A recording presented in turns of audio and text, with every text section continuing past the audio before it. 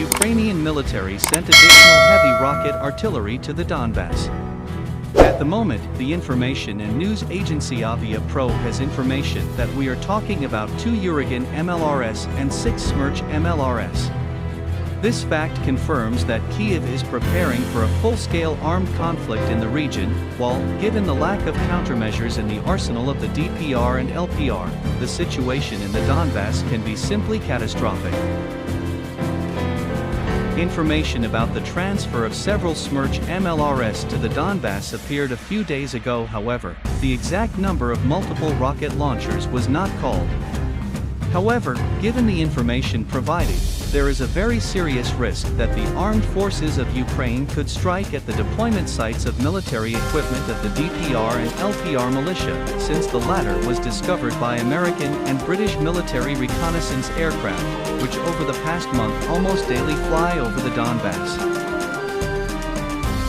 One Smerch multiple launch rocket system can cover an area of almost 1 square kilometer in one gulp, which, in the event of a large-scale strike from the armed forces of Ukraine, can lead to colossal destruction and losses.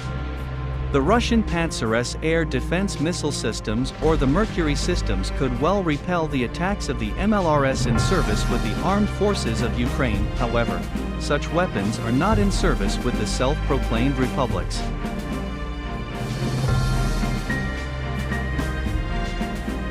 In response to the provocative actions of NATO, Russia will transfer to the territory of neighboring Belarus at least 12 Su-35 fighters, 2 divisions of the S-400 Triumph air defense system, and a division of the Pantsir-S air defense missile system.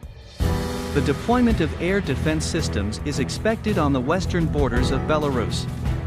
This will allow full control of the airspace of countries such as Poland, Lithuania, Latvia, and Ukraine, where large NATO forces are currently deployed.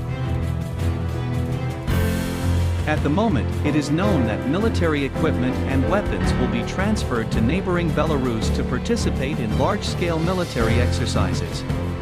At the same time, according to the Deputy Minister of Defense of Russia Alexander Fomin, the exercises will be held at 5 training grounds and 4 military airfields.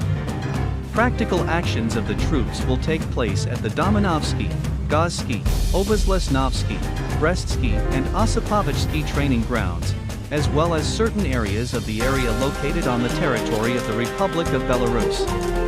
It is planned to use the airfields Voronovichi, Lunanets, Lida and Mochilishi, said Fomin. Among other things, given the information provided on social networks, various types of military equipment are currently actively arriving in Belarus, including multiple launch rocket systems, tanks, infantry fighting vehicles, etc. According to some assumptions, part of the Russian weapons may remain on the territory of Belarus. We are talking, among other things, about the Pantsir C-1 complexes. New satellite images released Wednesday show additional Russian troops and equipment near the country's border with Ukraine. The images, released by satellite imagery company Maxar Technologies, show equipment and troops as close as 8 miles to Ukraine in Klimovo, and about 18 miles from the border in Klincy. Maxar says the images show key locations where additional troops and forces have recently been deployed. The Paganovo training area, located near Voronezh, is about 102 miles near the Ukraine border.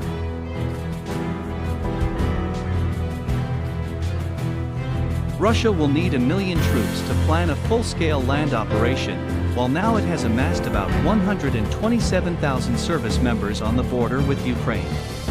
To date, the total number of Russian troops on the border with Ukraine is approximately 127,000 service members, including the ground component of 106,000 members with appropriate fire, strike, and maneuver capabilities.